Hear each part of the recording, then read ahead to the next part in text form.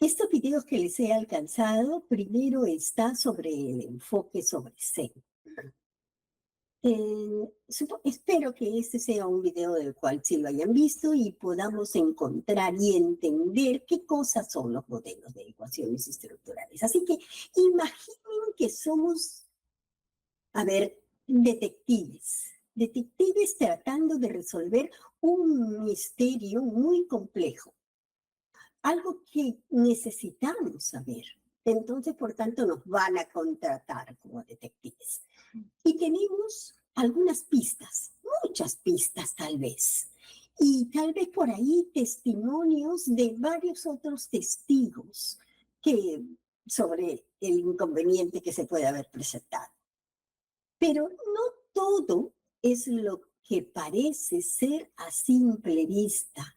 Esa información recibida la podemos visualizar y entender de alguna manera que no es precisamente lo que estamos queriendo encontrar. Y entonces necesitamos averiguar cómo es que todas estas pistas de este gran rompecabezas sobre este misterio que nos están pidiendo resolver se relacionan entre sí para entender cómo verdaderamente ocurrió esa situación relevante la cual nos están pidiendo que resolvamos, ¿verdad? Entonces, aquí lo que podemos hacer es entrar a tallar en justamente el concepto de modelado de ecuaciones estructurales.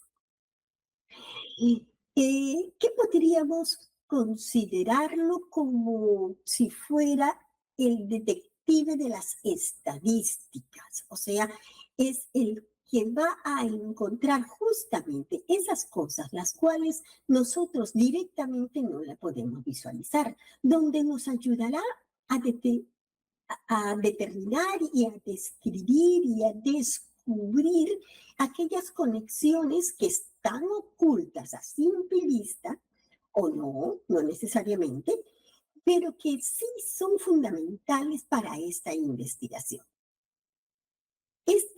Esas diferentes conexiones entre esta diferente información que hemos podido recoger o que nos la han alcanzado, que van a estar relacionadas y van a formar parte de factores o van a ser simplemente variables en diferentes situaciones que de alguna forma se pueden, casi siempre las investigaciones policiales se convierten complejas, ¿no? O sea, hay cosas de que no podíamos resolverlas a primera vista.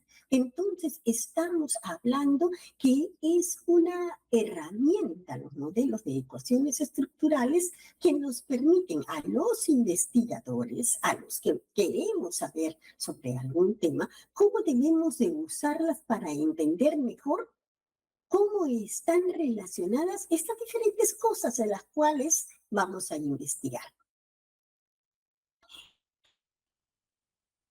Componentes claves dentro del modelado de ecuaciones estructurales.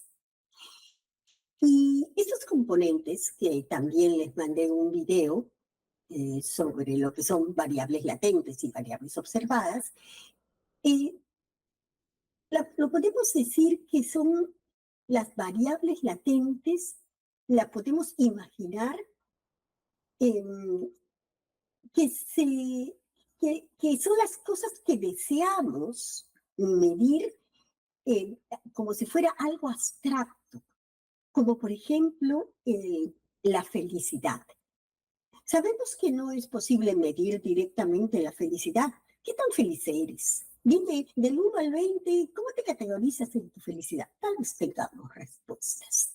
Pero no hay un entendimiento claro de lo que viene a ser la felicidad. Entonces, para ello necesitamos indagar. Y podríamos indagar en muchísimas cosas. Se me ocurre, por ejemplo, en contabilizar cuántas veces al día sonríes. Puede parecer ridículo, pero podría ser un punto clave para encontrar la felicidad en esa persona o en un grupo humano, en fin. Pero no podríamos tal vez preguntar cuánto calzas, porque Me parece que el número de pie, de zapato, no va a ser algo que nos haga más feliz o menos feliz. Entonces, encontrar justamente aquellas preguntas, aquellos temas en los cuales nosotros estamos seguros que mediante ellos, o por lo menos tenemos una manera de indagar sobre ellos para encontrar, en nuestro caso, la felicidad. Entonces necesitamos ver esas variables latentes, cómo van a ser recogidas mediante las observables, que sí las podemos medir. Podría haber una persona detrás de cada uno mirando cuántas veces sonríen. O podríamos saber cuántas veces nos dan besos. Bueno, son cosas de que podríamos indagar para encontrar la felicidad. Sí, estoy tal vez siendo demasiado abierta en algunas cuestiones de preguntas, porque ya existen cuestionarios tal vez para indagar los temas de felicidad. Y con estos resultados, estos test, estas investigaciones, estas respuestas a los cuestionarios, podríamos obtener esas variables observables para poder encontrar aquella latente que no podemos medir. Entonces, ¿qué cosa tenemos también? Tenemos los modelos de medida y el modelo estructural. Les envié también un link. Si indagan en esos videos que les he enviado, van a poder encontrar esa estructura que nos hace ver cómo es que aquellas cosas que parecen superfluas, aquellas cosas que nosotros no podríamos imaginarnos que nos pueden funcionar, se pueden unir para poder encontrar algo conciso, algo específico. Esto es los modelos de medida. Los modelos de medida nos permiten verificar esas pistas que nosotros necesitábamos. Y es aquí donde vemos cómo estas observaciones, como conversamos la sonrisa, por ejemplo, se relacionan con el concepto abstracto de la felicidad. Entonces, este modelo de medida nos hace encontrar aquellas cosas que no son solamente unos puntos sueltos para poder encontrar una variable latente, sino es probable que sean un conjunto de variables latentes que nos hacen entonces ver una estructura y entonces ahí podríamos hablar de lo que son los modelos estructurales, o sea, una agrupación de modelos de medida. Esta agrupación referente a los modelos estructurales nos hacen entender cómo es que se relacionan. Claro, no es cuestión de tener un modelo de medida por aquí, un modelo de medida por acá y punto. No, tiene que haber una sinopsis, una relación en las cuales estos dos modelos de medida tengan algo que ver uno con el otro. Hablé hace un rato de cuánto calza una persona y podríamos haber recogido información de su vestido, los colores que más le gusta, el tipo de calzado que prefiere, si usa tenis, etcétera.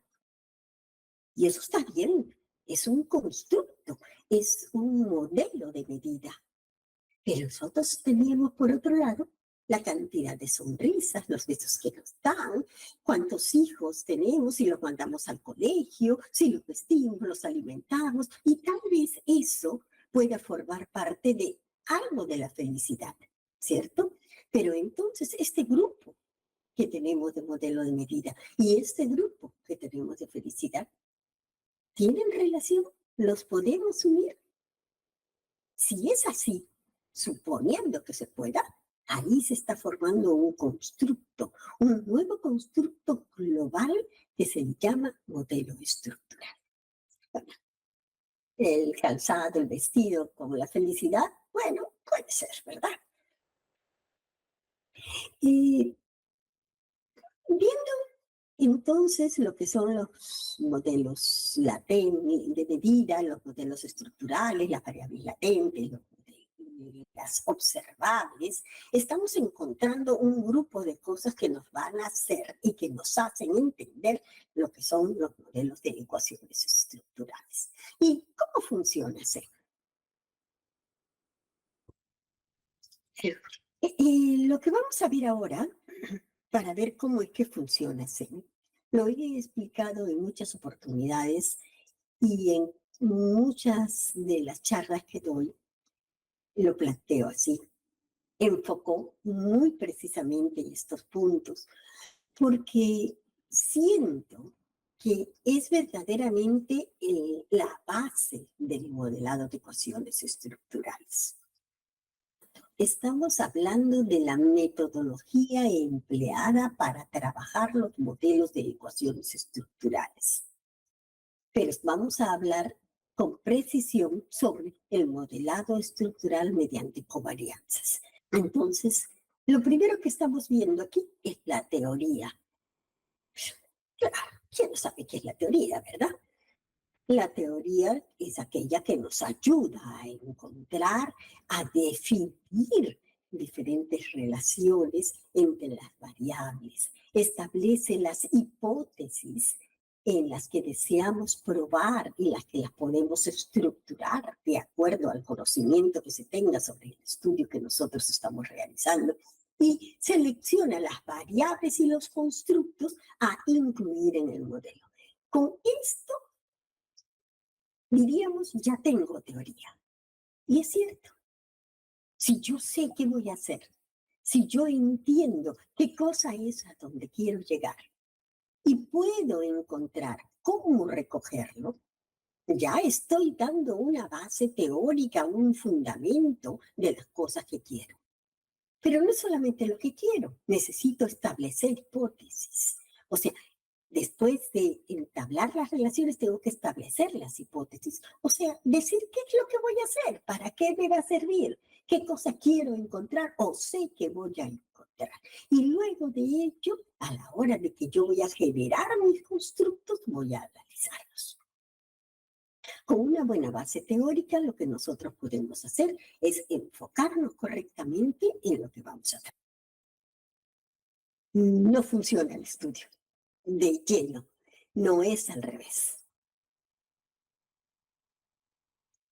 Luego de la teoría, ¿qué cosa viene? Viene la especificación del modelo. Interesante. ¿Qué cosa es especificación? Aquí hablamos de dónde es que se establecen las relaciones hipotéticas entre las diferentes variables, tanto las latentes como las observables. Claro, estamos hablando de si hay estas variables, ¿verdad? Si las hubiese, estas variables latentes y observables, podemos encontrar esas relaciones hipotéticas. Y nos permiten que nosotros, los investigadores, podamos aplicar todo lo que sabemos sobre ese punto, esa teoría que ya tenemos de respaldo y de base, para poder encontrar este fenómeno de estudio. Es decir, este paso lo que implica es que nosotros tenemos que traducir esa teoría que ya hemos establecido en un modelo estadístico, del cual podamos asegurar que pueda ser probado. ¿Y cómo hacemos eso? ¿A dónde llegamos y por dónde caminamos de la teoría a la especificación? Necesitamos saber algunas cosas. Y estas cosas son las cosas que nos permiten, que nos exigen cómo estos componentes del modelo, estos principales componentes del modelo pueden ser trabajados. Y para ello hemos hablado de los modelos de medida. Entonces definimos esos constructos latentes que son medidos por diferentes variables observables, como estuvimos hablando. Y después con esos constructos latentes tenemos que hacer el modelo estructural. Y así especificamos las relaciones entre los constructos latentes. Y la especificación del modelo mediante este constructo latente, este grupo, el modelo de medida y el constructo latente, nos lleva a incluir los diagramas de senderos, que probablemente todos ustedes ya lo conocen y que son los que muestran gráficamente esas relaciones hipotéticas. Y con ello, los modelos de ecuaciones estructurales, que son una representación matemática de esto en el diagrama de senderos. Ok, modelo de medida, modelo estructural, diagrama de senderos, todas esas flechitas, esos círculos, esas rayitas que implican esas relaciones, y esto nos lleva a ponerlo matemáticamente. ¿Y por qué matemáticamente? ¿Por qué no lo dejamos ahí? Sí, en la mayoría de los estudios, en la mayoría de las investigaciones, no se presentan las ecuaciones estructurales. Se trabaja con un modelo de ecuaciones estructurales, pero no se presentan las ecuaciones. ¿Y por qué? Porque felizmente podemos ver y entender las relaciones, y eso lo vamos a ver después.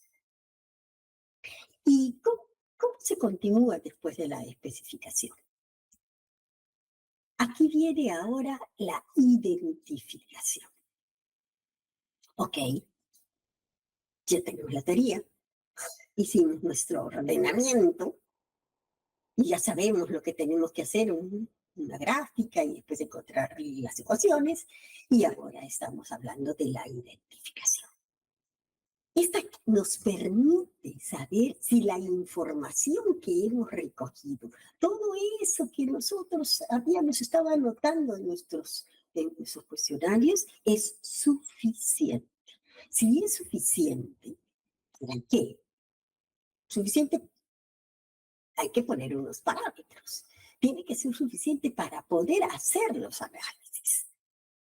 Y un modelo de ecuaciones estructurales, C, debe ser posible identificar para que estos parámetros que nosotros tenemos que establecer puedan ser estimados. Aquí, el concepto de parámetros y de estimación son dos puntos claves en el modelado de ecuaciones estructurales. Parámetros no solamente es de aquí a acá o subimos y bajamos, linealidad. Parámetros es justamente ese tipo de relación que nosotros necesitamos encontrar. Entonces, en el modelado de ecuaciones estructurales, un modelo es identificable si hay, ojo, si hay suficiente información. Suficiente información, o sea, que hay una buena cantidad de datos. ¿Para qué? Para poder estimar de manera única, cada parámetro. Lo que nosotros estamos hablando para que sea suficiente, wow, ¿qué cosa es suficiente? Hay un problema. En el modelado de ecuaciones estructurales, nada hay dicho de esto. Preciso, puntual, no hay tamaño de muestra. Lo único que se necesita es que sea suficiente. ¿Pero qué cosa es suficiente? Suficiente nos abarca aquello justo que necesitamos encontrar y que podamos encontrar todo lo que necesitamos. Cuando ya tengo toda esa información, puedo decir, es suficiente. ¡Ay, qué fácil, Aurora! Qué fácil, claro, ya. ¿Hay métodos? Sí, hay métodos. Hay calculadoras que nos dan el tamaño de muestra. Sí, las encontramos en la web, en los libros. Pero todo va a estar en función, en realidad, de la complejidad que se tiene de este modelo. ¿Qué tan preciso, qué tan dificultoso, cuántos parámetros o variables o relaciones tiene nuestro planteamiento? A mayor variabilidad, mayor cantidad de variables mayor cantidad de parámetros, mayor cantidad parámetros a determinar, mayor cantidad de variables exógenas, endógenas, todo. Cuanto más dificultoso sea nuestro modelo, porque es rico, porque lo necesitamos, no porque se nos ocurre, porque tenemos base teórica suficiente para plantearlo de esa manera, a mayor cantidad, más tamaño de muestra. Y entonces, ¿qué hacemos? Lo hacemos cosas fáciles. Sería bonito, ¿no? Entonces decimos A igual B y punto. Pero esa no es nuestra idea. Nuestra idea es encontrar diferentes cosas. Entonces, si lo que queremos es eso, necesitamos saber específicamente esta identificación. Hay reglas que nos llevan a saber si es que nuestro modelo va a estar identificado. Si hay esa cantidad de parámetros que vamos a poder definir y encontrar. Una de las reglas prácticamente es la básica, la que debe de funcionar, es la regla de conteo. En ella tenemos que ver el número de parámetros que vamos a estimar y que definitivamente, a ver, metámoslo en la cabeza, el número de parámetros a estimar tiene que ser menor que la cantidad de datos. Otra regla es las condiciones de identificabilidad. Aquí hay varios puntitos chiquitos que casi siempre se obvian dentro del modelado, porque cuando ya nuestro conteo de parámetros y valores se dio, eso cae por su propio peso, pero lo vamos a ver un poquitito también, un poquitito. Pero enfoquémonos sobre este tema. Sobre este tema de esta manera de ver la identificación del modelo. Y lo vamos a hacer mediante un ejemplo. Supongamos que tenemos este modelo. Es un modelo con 4 variables observables, x1, x2, x3 y x4. Y tiene 2 factores latentes que están relacionados, con estas variables observables. Y en esta forma de especificar el modelo tenemos que F1 afecta a X1 y a X2, y F2 afecta a X3 y X4. Ojo, miren bien la dirección de la flecha. Esto es un tema que siempre entra en conflicto. Es, ¿las flechas llegan o las flechas salen? Tenemos F1 y F2 que están correlacionadas. Entonces, luego, aquí lo que estamos viendo, que hay un número de datos observados, que serían ¿cuántos? 4, ¿verdad? X1, X2, X3 y X4. Y esto entonces nos lleva a que existe una matriz de varianzas que tendría que tener estos 4 elementos. Y aquí comenzamos nuestro conteo. Para poder encontrar la matriz de covarianza, aplicamos esta fórmula y aquí podemos encontrar la cantidad de elementos que se tienen. 4 por 4 más 1 sobre 2 y me da 10. 4 por 5, 20, entre 2 igual 10. Entonces, esos son los elementos únicos. No van a haber más que vamos a encontrar. ¿Ok? Si retrocedemos, vamos a ir recordando lo que hemos conversado hace un momento. Y ahora, esto es, ¿qué cosa? Necesitamos ver si el número de parámetros a estimar, ¿cuáles son esos parámetros que necesitamos estimar? Tenemos las cargas factoriales. ¿Cuántas tenemos? Tenemos 2 cargas factoriales para F1. Cargas factoriales son el valor de esas flechas, ¿ok? Esa flecha el valor resultante que podemos, ese parámetro, ese valor, va a ser esa carga factorial. Esa flecha que va de F1 a X1 y de F1 a X2 son las cargas factoriales. Tenemos dos cargas factoriales para F1 y dos cargas factoriales para F2.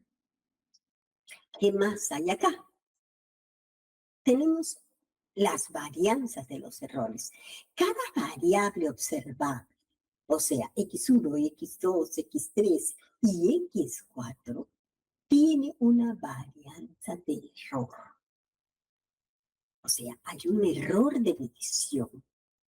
Y tenemos 4 también, porque son 4 las variables observadas.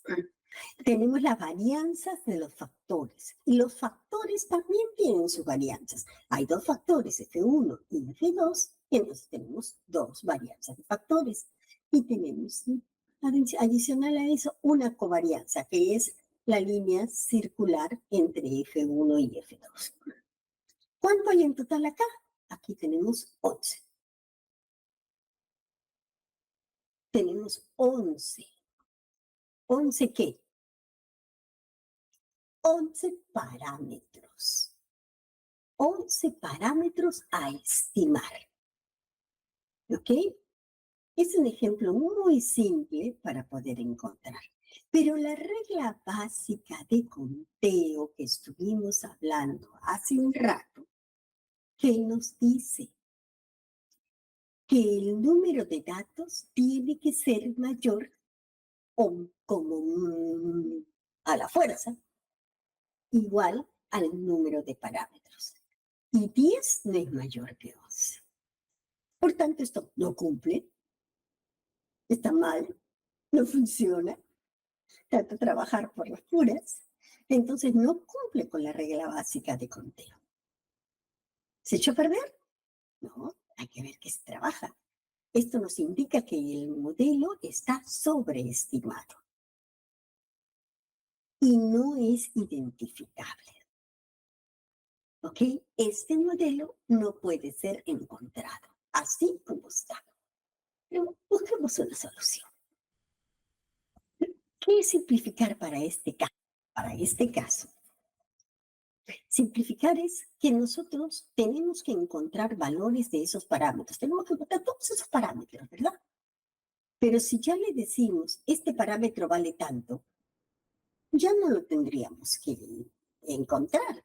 Ya no hay necesidad. Entonces ya estaríamos simplificando nuestro trabajo porque ya no vamos a encontrar uno de esos parámetros. Entonces, lo que se hace, lo que se acostumbra a hacer en este tipo de modelado es, o sea, es una forma común el fijar unas cargas factoriales con el número 1 para cada factor latente. Y así vamos a reducir esos parámetros que necesitamos estimar. Entonces, ¿cómo fijamos esas cargas factoriales? Por ejemplo, podríamos ponerle este 1 a la relación entre F1 y X1. Y lo mismo tendríamos que hacer para el otro constructo, el de F2. Y esto reduce el número de parámetros a estimar. Esto lo reduce de la siguiente manera. Estas cargas factoriales que teníamos acá ya no es 2 para F1 y ya no es 2 para F2. Y por tanto, nuestro número final de sumatoria sería 9 y 10 ya es mayor que 9. Por tanto, cumple con la regla básica de conteo. Este ajuste juntamente con las condiciones de identificabilidad que les había hablado, nos van a asegurar de que este modelo puede ser identificable y se puede estimar los parámetros de manera única. Puede ser significativo. Ok, nos quedamos aquí. Nos quedamos en la identificación. Aquí. Y ahora, ¿qué viene? La estimación. Ok, ya sabíamos todo lo que teníamos que averiguar, ahora hay que averiguarlo. Aquí es donde las técnicas estadísticas para ver si las hipótesis que se han formado son correctas, van a funcionar. Entonces tenemos que aplicar algunas cosas para ver si lo que dijimos, la hipótesis, aquí una secundaria sería F1 a X2, porque yo he dicho que F1 implica X2, o sea, esa es una hipótesis y hay que verificar si es verdad, si es mentira. Entonces, cuando estamos haciendo las estimaciones, tenemos que aplicar algo para ver si nuestras hipótesis estaban bien, si esa gráfica que generamos es la correcta, si nuestro planteamiento teórico es el apropiado. Es como si quisiéramos analizar todas las pistas que nos dieron para cuando queríamos ser investigadores crimen, ¿no? Para ver si estas encajan con mi teoría. La estimación es donde se determina, aquí dice aquí que se determina los parámetros desconocidos con respecto, perdón, con sus respectivos errores, tanto de medida como de constructo. Ok, eso es la estimación, donde se determinan los parámetros desconocidos. Ok, en otras palabras, averigüemos cuánto vale, ¿cierto? Todo. Los errores, las medidas, todo. Eso es lo que hay que averiguar, eso es estimar. Entonces, así, una vez que el modelo ya estuvo identificado, porque ya vimos que se identificó correctamente, se puede proceder a hacer averiguar cuánto valen esos parámetros, o sea, la estimación de parámetros. Y existen varios métodos de estimación y los más comunes dentro del modelado de ecuaciones estructurales son los que incluyen los de máxima verosimilitud, el ML famoso, que es el más utilizado en las aplicaciones, en las investigaciones, en los trabajos. ¿Por qué? Porque este nos asume que nuestros datos tienen un procedimiento, una formación de normalidad multivariante. Ojo, estoy diciendo normalidad multivariante. Y eso es para hacer énfasis nada más, porque tendrían que estudiar bien lo que es normalidad univariada y multivariante. Máxima verosimilitud. Tenemos otros lógicos que son por ejemplo, los mínimos cuadrados generalizados, el GLS, que este método es mucho menos sensible hacia esa violación de la normalidad. O sea, ¿saben qué? En la vida real, nada es normal. Siempre hay algo que se sale de los parámetros. Y en realidad la máxima verosimilitud es obsoleta para la vida real. Claro, para las cosas puntuales, matemáticas, físicas, para eso sí puede servir. O las cosas exactas, ¿no? Puntual. Pero para cuando se hacen investigaciones en las poblaciones, es prácticamente no válido. Sin embargo, la máxima verosimilitud es la base, es nuestro piso, porque sabiendo eso podemos ver hacia dónde podríamos enfocar, y en este caso podríamos enfocar a los mínimos cuadrados generalizados, pero si hay falta de normalidad. Otro es hay varios, pero esos tres son los más utilizados, los mínimos cuadrados ponderados, que es muy útil cuando los datos no cumplen con la normalidad y la estimación nos proporciona valores para justamente estos parámetros del modelo que no se ajustan a los datos observados. Esto habría que apuntalar en un estudio más profundo y ver, esto es simplemente informativo y ya dentro del proceso habría que visualizar correctamente hacia dónde vamos. Una vez que nosotros podemos estimar con cualquiera de estos métodos que sea el válido para nuestro estudio, podríamos entrar recién a evaluar. ¿Qué cosa es evaluar? Si estos valores que nos han salido mediante la estimación son buenos. Aquí es donde esas técnicas estadísticas para ver si sus hipótesis son correctas es como analizar todas esas pistas, ¿no? Que se encajan. Y nosotros tendríamos que ver si esa evaluación es la apropiada. ¿Qué cosa dice? Diagnóstico de bondad de ajuste. Exactitud de supuestos en el modelo para determinar si es correcto y útil para la realidad, resaltando de este modo su poder de predicción. Esto es que se trabaja mediante la bondad de ajuste. Bueno, no vamos a ahondar en todos los puntos, pero en este caso vamos a considerar que los supuestos están bien colocados, bien todos, y por tanto nuestra bondad de ajuste viene a ser si todos esos valores que se han encontrado de esos parámetros que hemos podido localizar sus puntuaciones de nuestra realidad.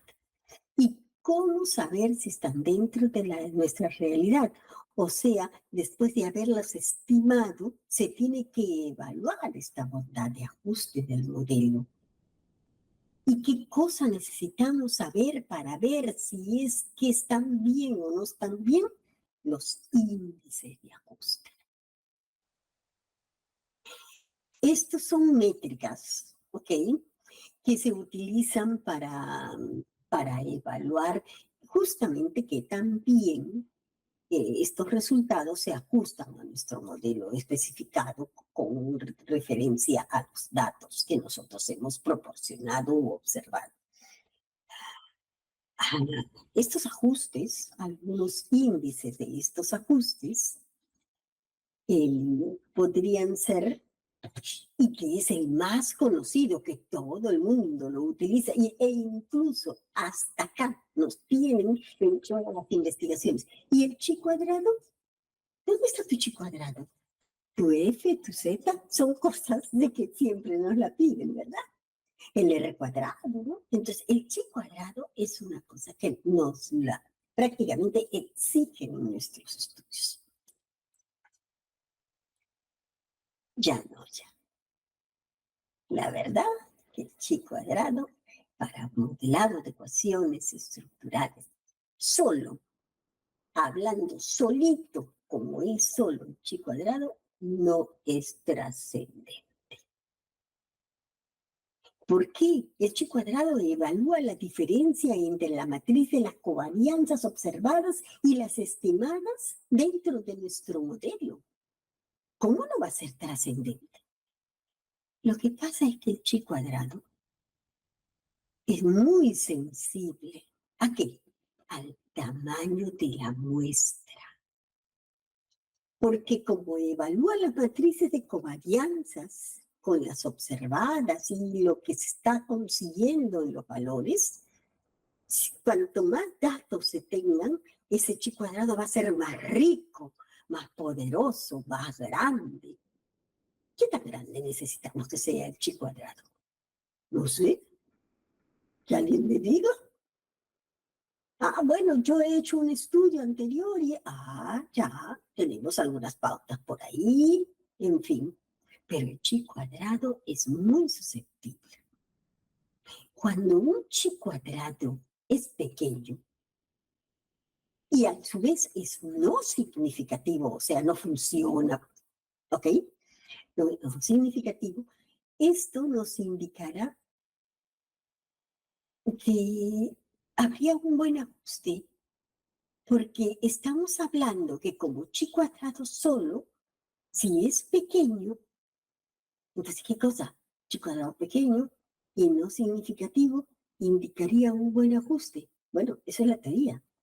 Pero sin embargo, como nos están diciendo que es muy sensible al tamaño de la muestra, cuando tenemos grandes muestras, cambia. Y en vez de no ser, en vez de haberlo asumido como bueno, lo podemos asumir como malo y lo rechazamos. Y realmente sí se ajustaba bien. ¿Por qué todo esto?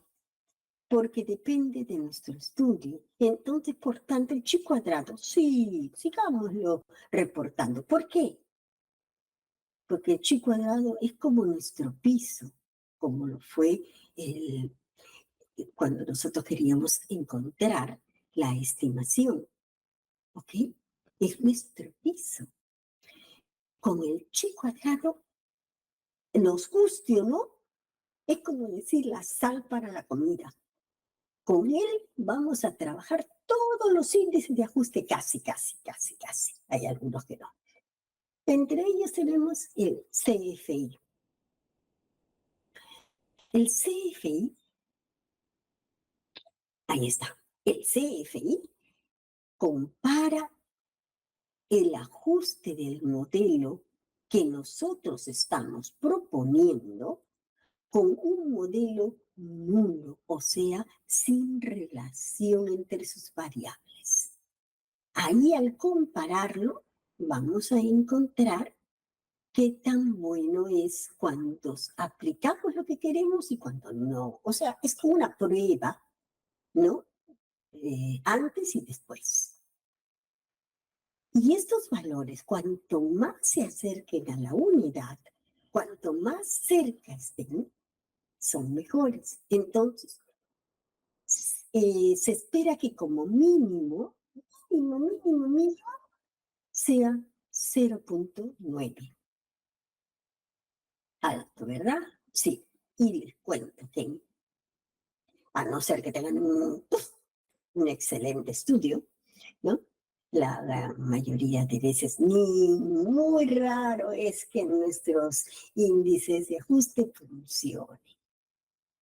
Entonces hay que trabajar, que ya lo vemos. Entonces este CFI tiene que estar cercano a 1 y así lo vamos a poder aceptar. Entonces, si hemos dicho que el chi cuadrado mejor no lo reportamos, no.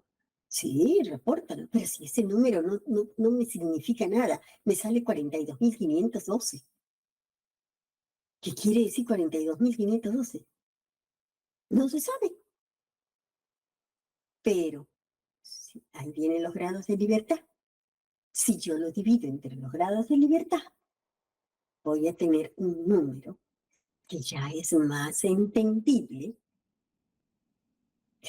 Esto hay que estudiarlo con más profundidad, no estamos en el momento, pero es más entendible porque si nosotros decimos el chi cuadrado sobre los grados de libertad tiene que ser pequeñito. O sea, ¿qué está pequeñito? 3. Bueno, hay autores que dicen con el valor 5 para abajo es aceptable, pero 3 es el número que muchos estudios han encontrado que es el más apropiado. Esto nos lleva a la práctica y después a teorías más profundas. Dejémoslo ahí. Igualito tenemos, así como el CFI, el RMCA. El RCA tiene que ser mayor a 0.10 y el SRMR es el que tiene que ser menor a 0.08. Aparte de los índices de ajuste, que son los que vamos a hacer las evaluaciones, tenemos el análisis de residuos. El análisis de residuos se utiliza para identificar esa discrepancia entre los datos que hemos recogido y los datos que estima el modelo. Los resultados del modelo con los resultados recogidos. Este análisis nos va a ayudar a identificar, porque es un análisis de residuos, esos son los análisis de errores, ¿no? Nos va a ayudar a identificar cuáles son las posibles áreas problemáticas dentro de nuestro modelo. Y para esto hay dos tipos de residuos principales. Los estándares se basan en las diferencias estandarizadas entre las correlaciones observadas y las estimadas. Otro tipo de análisis de residuos son los normalizados, que son residuos grandes y son valores absolutos que casi siempre son mayores que 2. Y esto cuando ocurre y nos indica que hay discrepancia entre estos residuos y como hay, o sea, el error es grande y por tanto no va a estar correcto esto, ¿no? Después de los análisis de residuos vienen, sí, la validación cruzada. Esto viene a ser una técnica, ¿ok? Esto viene a ser una técnica estadística que se utiliza muy frecuentemente para evaluar la capacidad del modelo que se ha generalizado y se lleva a otros conjuntos de datos. Existen diferentes métodos de validación cruzada. La palabra validación cruzada es justamente agarramos nuevos y vemos qué ocurre, ¿no? Que o puede ser nuevos, o puede ser la separación también, como se tiene para este caso la división de la muestra. Aquí se divide el conjunto de datos en dos partes. Una es para justamente ver la estimación del modelo, o sea, se entrena, es la primera parte, y la otra se valida, a ver si funcionan los modelos. También aquí en la división de la muestra tenemos que ver si el modelo se ajusta o no a un conjunto de entrenamiento y otro que un conjunto para que sea de evaluación de este conjunto de pruebas. Es como Machine Learning, ¿no? Trabajamos para poder encontrar si separando la muestra funciona para ambos lados. Otra forma es la validación cruzada de CAFOR. Y aquí entran a tallar diferentes formas de entrenamiento que se basa en fórmulas y se toman combinaciones o subconjuntos de K-1, -1, K-1, en diferentes formas de validar los conjuntos restantes, y es una metodología que justamente Fogg dijo. Y también hay otros procesos como que se repiten aquí, la continuidad, o muchas veces esas pequeñas muestras obtenidas son repetidas y se hace un conjunto y se validan cada vez que se repiten. Entonces, todos estos resultados al final se promedian y se ve cómo interactúan. Es una metodología. Y tenemos otra también que es la de láser, que es similar a la validación cruzada de Cafón, pero que aquí el asunto es que se individualiza y se usa como un conjunto de validación, un grupo.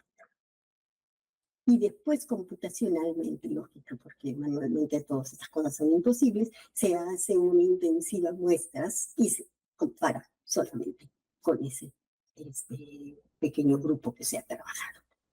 Bueno, la validación cruzada en este caso para muchos investigadores, especialistas, lo consideran como la parte fundamental, porque es la prueba de que esto está bien. Y así ellos se aseguran de lo que han hecho está bueno. casi siempre no se hace, pero porque se confía en lo que se tiene y ya hay pruebas anteriores que se han realizado. En resumen, los índices de ajuste proponen métricas para que nosotros podamos evaluar el conjunto de los modelos que nosotros hemos creado y observado.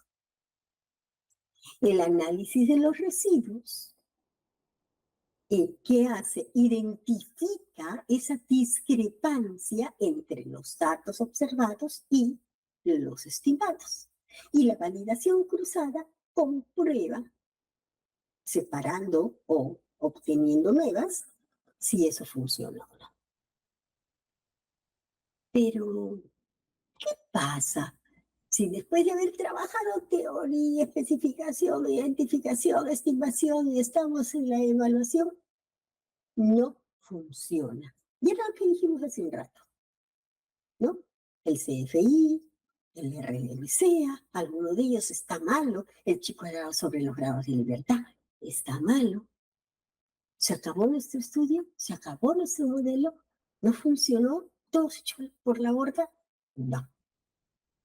¿Qué pasa? Hay que reespecificarlo. La única forma de ver si verdad nuestro estudio puede funcionar es mediante la reespecificación. ¿Y qué cosa es la reespecificación? Esto incluye modificar el modelo basado en los índices de modificación.